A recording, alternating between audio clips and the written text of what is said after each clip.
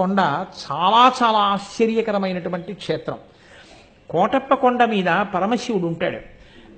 ఆ పరమశివుడు అక్కడ దక్షిణామూర్తి స్వరూపంతో ఉంటాడు. దక్షిణామూర్తి స్వరూపంతో ఉన్నటువంటి పరమశివలింగం ఉన్న ఏకైక క్షేత్రం బహుశः కొండ మీద నాకు తెలుసున్నంత వరకు ఆంధ్రదేశంలో కోటప్ప కొండ ఒక్కటే.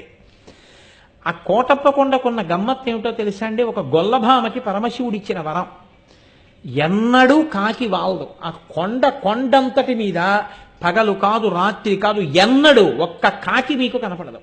కొండ ఎక్కుతుంటే బోల్డని కాకులు కనపడతాయి. మీరు వెళ్ళేటప్పుడే చూడండి. మీరు కొండ ఎక్కుతారు కాబట్టి కోటప్ప కొండ ఎక్కేటప్పుడు చూడండి. కోటప్ప కొండ కింద బోల్డని కాకులు ఉంటాయి. కోటప్ప కొండ ఎక్కడం మొదలెట్టినప్పటి నుంచి చూడండి, ఒక్క కాకి అంటే ఒక్క కాకి మీకు ఆ కొండ మీద వాలదు. ఎక్కడ ఓ చెట్టు మీద రాతి మీద వాలదు.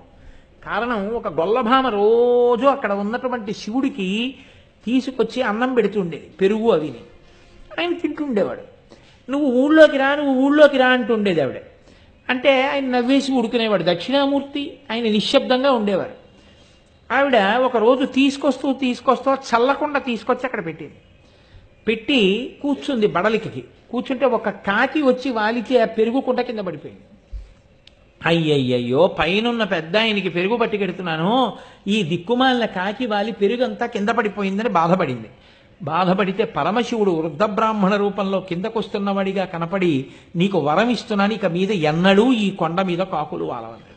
అంటే అంత చిన్న కోరికతో సహా తీర్చేశాడు అక్కడ. ఆ కోటప్ప కొండ గురించి పెద్దలు ఏం చెప్తారంటే, అక్కడికి వెళ్ళి కానీ ఈశ్వరుణ్ణి సేవిస్తే జాతకంలో గురుబలం పెరుగుతుందని చెప్తారు. గురుబలం పెరిగితే మిగిలినటువంటి గ్రహాలు ఏవైనా సరే, పాపపు గ్రహాల బలం ఉన్నా కూడా గురుగ్రహం కానీ బలంగా ఉంటే జాతకుడు రక్షణ పొందుతాడు. గురుగ్రహం అనుగ్రహం పొందాలంటే కోటప్ప కొండ వెళ్ళి సేవించమని చెప్తారు. నేను ఒకసారి శృంగేరి వెళ్ళినప్పుడు, శృంగేరిలో భారతీ తీర్థస్వామి వారి తల్లిగారు, ఆ మహాతల్లి అక్కడే ఉంటారు. పీఠంలోనే ముందు ఒక గదిలో, ఆవిడెప్పుడు బయటికి రారు. ఆ తల్లి దగ్గరికి నేను వెళ్ళి ఒక మాట అడిగానమ్మా, జగద్గురువు కదా, మహానుభావుడు శంకరాచార్యులు వారు అధిష్ఠించినటువంటి పీఠం, శంకరాచార్యుల వారు ప్రతిష్ఠించిన పీఠం, అటువంటి పీఠానికి పీఠాధిపత్యం వహించేటటువంటి వ్యక్తి మీ కడుపున పుట్టడం అంటే మాటలు కాదు. ఏ పుణ్యం వల్ల అటువంటి మహాపురుషుడు పుట్టాడని మీరు అనుకుంటున్నారమ్మా? మీకేదో కారణం తెలుస్తుంది, తెలియకుండా ఉండదు. దయచేసి నాకు చెప్పండి అమ్మా అన్నాను. నాయన ఏముంటుంది నాయన చెప్పడానికి అన్నారు ఆవిడ. నేను అందరూ వెళ్ళిపోయాక మళ్ళీ అడిగాను. అందరూ వెళ్ళిపోయాక అడిగి లోకం అంతటికీ చెప్పుకొస్తున్నాను, అది వేరు మాట అనుకోండి. అలా కాదమ్మా, మీకు ఏదో కారణం ఉంటుంది, ఖచ్చితంగా మీకు తెలుస్తుంది, ఏ కారణానికి అంతటి మహాత్ముడు మీ కడుపున పుట్టాడమ్మా అని అడిగాను. అడిగితే ఆవిడ నాతో ఒక మాట చెప్పారు. నరసరావుపేటలోనే ఆవిడ కడుపున పడ్డారు భారతీ తీర్థస్వామి. నేను చిన్నతనంలో మా తండ్రి గారు ప్రతిరోజు కూడా మడి కట్టుకుని కోటప్ప కొండ ఎక్కి పరమశివుడికి నీళ్లు పోసుకుని కిందకు వచ్చేవారు అభిషేకం చేసి. తెలిసో తెలియకో మా నాన్నగారి వేలు పట్టుకుని రోజు పరిగెత్తుకుంటూ నేను కూడా కోటప్ప కొండ ఎక్కేదాన్ని. ఎక్కి నమస్కారం పెట్టుకుని, పిల్లలం కదా నాయన, కిందకి దిగిపోయేవాళ్ళం. ఎన్ని పర్యాయాలు ఎక్కానో, ఎన్ని మార్లు నమస్కరించానో, ఎన్ని మార్లు దిగానో నాకు తెలియదు. కానీ ఏ దక్షిణామూర్తి స్వరూపం జ్ఞానమూర్తి అక్కడ ఉన్నాడో, ఆ జ్ఞానమూర్తి సేవకి అన్ని మాటలు కొండెక్కిన ఫలితమేమో, అంతటి మహాజ్ఞాని, అన్ని వేదములు చదువుకున్నవాడు, అన్ని ఉపనిషత్తులు చదువుకున్నవాడు, శంకరాచార్యుల వారి చేత ప్రతిష్ఠింపబడిన పీఠానికి పీఠాధిపత్యం వహించగలిగినటువంటి మహాపురుషుడు నా కడుపున పుట్టడానికి కారణం అదే అయి ఉంటుంది అని చెప్పారు.